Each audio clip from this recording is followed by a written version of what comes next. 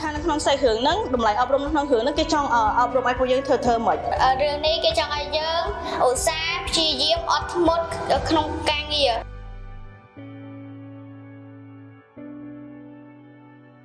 ជំរាបសួរនិងសួស្តីអ្នកនរគ្នានាងខ្ញុំឈ្មោះសាញ់នរិនគឺជាតំណាងក្លឹបយុវជនស្ម័គ្រចិត្តអង្គការអ៊ីម៉ាន់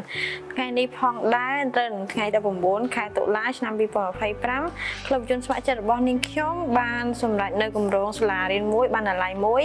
ដែលពួកយើងបានដំឡើងបណ្ណាល័យតូចមួយនៅក្នុងសាលាបឋមសិក្សាហ៊ុនសែនឃ្លាំងស្បែកក្នុងគម្រោងនោះដែរគឺពួកយើងបានធ្វើការលក់នំខូឃីបន្តិចបន្តួចក៏ដូចជាការស្វែងរកជំនួយបន្ថែមទៀតតាមរយៈ Facebook Page អូខេអាល់ហាំឌុលឡាចឹងនៅក្នុងថ្ងៃនេះដែរគឺពួកយើងទទួលបានសិភៅចំនួន450ក្បាលហើយនឹងប្រាក់ឧបត្ថម្ភចំនួនផ្សេងៗទៀតដើម្បីយកមកទិញ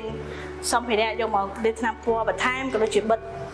រចនាសម្ព័ន្ធឲ្យមានភាពស្រស់ស្អាតជាងមុនជំរាបសួរ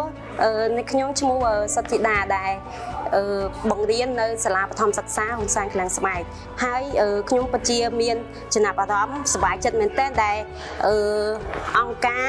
អ៊ីម៉ាន់ដែលបានជួយឧបត្ថម្ភជាសិភៅនិងធ្នើដល់សាលាបឋមសិក្សាហ៊ុនសែនឃ្លាំងស្បែកនៅក្នុងបណ្ណាល័យ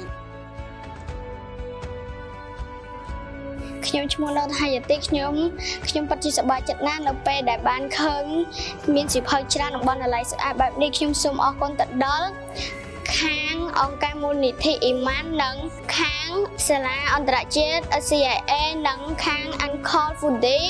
និងអ្នកបរិច្ចាគទាំងអស់សួរខ្ញុំឈ្មោះសាណាវីណូហ្វាទីនខ្ញុំបដិញ្ញាចិត្តថានឹងចូលអានបណ្ណាល័យនេះជារៀងរាល់ថ្ងៃ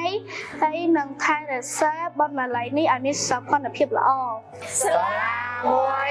បណ្ណាល័យ